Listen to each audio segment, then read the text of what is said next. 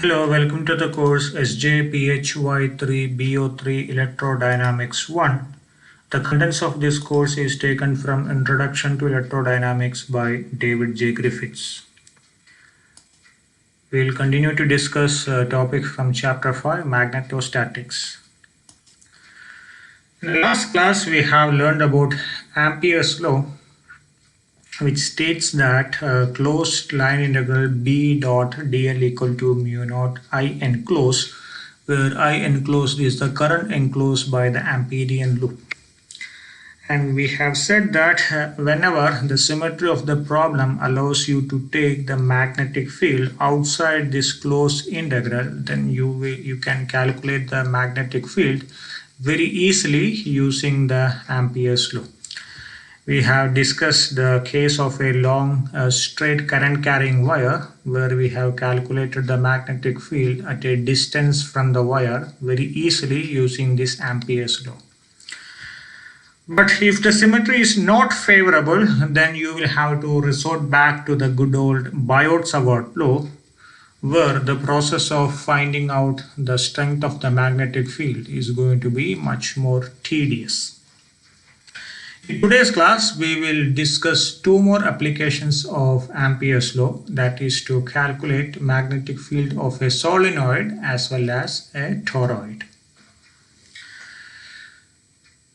In last class, we have seen that in the case of a long straight current carrying wire, the magnetic field is circumferential. So here current is axial and the magnetic field is circumferential.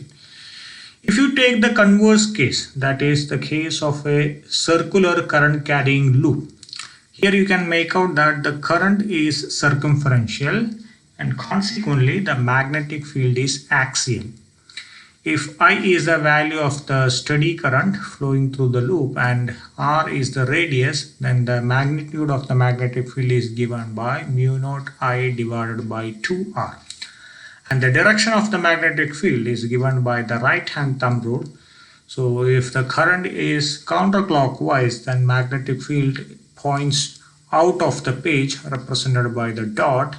And if the current is clockwise, consequently the magnetic field will point into the page represented by this cross. That's the case of a single loop, and solenoid consists of a large number of closely wound circular current carrying loops as shown in this figure, and the resultant magnetic field, just like the case of a single loop, is going to be along the axis. So let's consider a long solenoid having n number of turns per unit length carrying a steady current.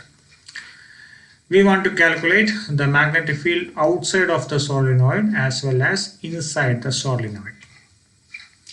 As always, first you need to consider an Amperian loop, a loop of any shape, then place it at an appropriate location, then apply the Ampere's law onto that Amperian loop, then you can calculate the value of the magnetic field. So we are going to consider a rectangular Amperian loop of side length L.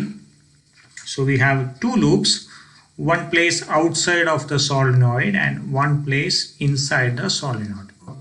Let's first calculate magnetic field outside the solenoid.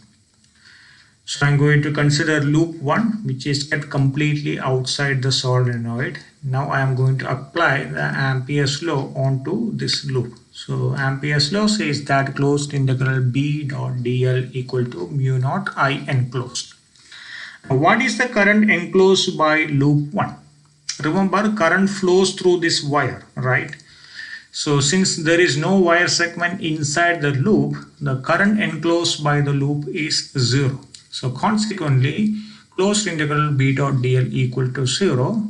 As a result, the magnetic field outside the solenoid is 0. Coming to magnetic field inside the solenoid. So once again, I am going to consider a rectangular Amperian loop. I'm going to call it as loop PQRS. So here you can see this is loop PQRS. This side is P, this side is Q, and this is R and S. and this is placed half inside the solenoid and half outside the solenoid. Once again, I am going to apply Ampere's law onto this loop, loop 2. So closed integral B dot dl equal to mu naught I enclosed. Now what is the value of the current enclosed by the loop? We know that n is the number of turns per unit length. So if you take unit length as 1 meter, 1 meter of the loop encloses n number of turns. Since L is the dimension of the length here, so L meters is going to enclose n into L number of turns. So I have total n into L number of turns inside the Amperian loop.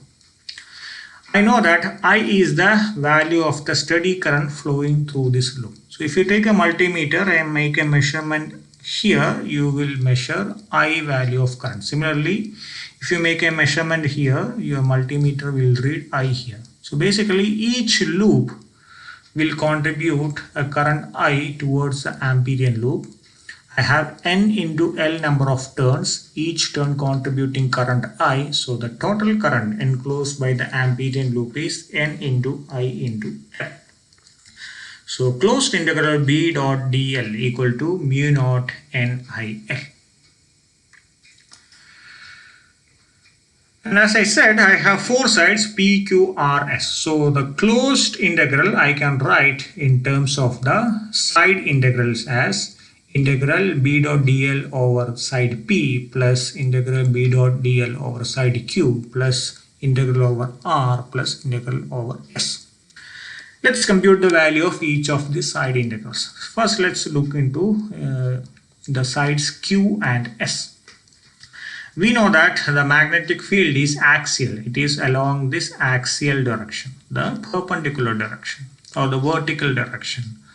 And these two sides are along the horizontal direction. So in these two cases, along Q and along S, B and DL are perpendicular to each other. And we know that dot product of two perpendicular vectors is 0 because cos 90 equal to 0. So this integral goes to 0 and this integral goes to 0. Coming to the side R, I can choose an Amperian loop of any shape, any dimension. So I'm going to assume that the length of sides Q and S are very, very large, extending all the way to infinity, which means the side R is at a very large distance from the solenoid. So remember, in the case of Biot-Savart law, we have seen that when the distance from the current source increases, the value of the magnetic field decreases because magnetic field has a 1 by R square dependence. When R increases, B decreases. Right? So when the length of sides Q and S increases, basically the distance from the current source increases. Consequently, I can say that the magnetic field at the side R is almost 0. So once again, I can conveniently equate integral B dot dl to 0. Which means I am left with only the integral over side P. So closed integral B dot dl reduces to integral over P B dot dl. So let's compute the value of this integral. So I am talking about this side. So here you can make out that the magnetic field and the side P both are along the same direction. So I'm talking about two parallel vectors here. So in the case of two parallel vectors, the dot product reduces to a normal product because cos 0 equal to 1. The magnetic field is uniform along the axis, which means I can take B outside the integral. So this is B into integral dl. Since side length equal to L, so integral over dl will give you L. So the total closed integral is BL. So BL equal to mu naught NIL, L cancels, so I have value of the magnetic field inside the solenoid is mu naught NI. So I can combine these two results and write B equal to mu naught NI Z cap inside the solenoid. Of course, I assume that the axis is along the Z direction, and outside the solenoid, the value of magnetic field is 0. So if you want to visualize the magnetic field lines, this is how it's going to look like. So inside the solenoid, the magnetic field lines are concentrated into a nearly uniform field. And outside the solenoid, even though we said that this is zero, in reality it is not zero, just that it is very weak and divergent. So if you take a unit area inside the solenoid, you will see that through the unit area a large number of field lines are going to pass through. So you can say that the field strength is very large here. But if you consider the same unit area outside the solenoid, you will find that very few number of magnetic field lines are going to pass through that area. That's why for all practical purpose, you can say that field outside the solenoid is zero. So that's the case of a solenoid. Let's now move on to a toroid. Toroid is nothing but a circular solenoid. So it consists of a circular ring around which a long wire is wrapped. The winding is uniform and tight enough that each turn can be considered to be a closed loop. So we have a large number of closed loops arranged in a circular fashion. So let's consider a toroid of radius r. So this is radius r having n number of turns carrying a steady current I. So remember, in the previous case n was number of turns per unit length. Here n is the total number of turns. So once again we need to calculate a magnetic field inside the toroid and within the toroid and outside the toroid in 3 locations. So what we are going to do is we are going to slice this toroid in a horizontal direction. Okay. So when you slice it and look at the cross section, how does it appear to you? So you are going to cut these wires. So when you look at the cross section, you are going to see only the ends of the wire, right? So you have an end point here, and if you look at the direction of the current is coming out of the plane, right? So current point towards you, which is represented by a dot here. This point, when you look, once again the wire is cut, you are going to see only the end point of the wire, but at this point current is going into the page. So this is represented by a cross here. So you have 2 ends of the wire. At one point current is coming out, a dot here, at one point current is going in, a cross here. So when you look at the cross section of the toroid, you have a number of dots arranged in a circular fashion and equal number of crosses arranged in a circular fashion. So we are going to carry out our analysis on this cross section. Okay.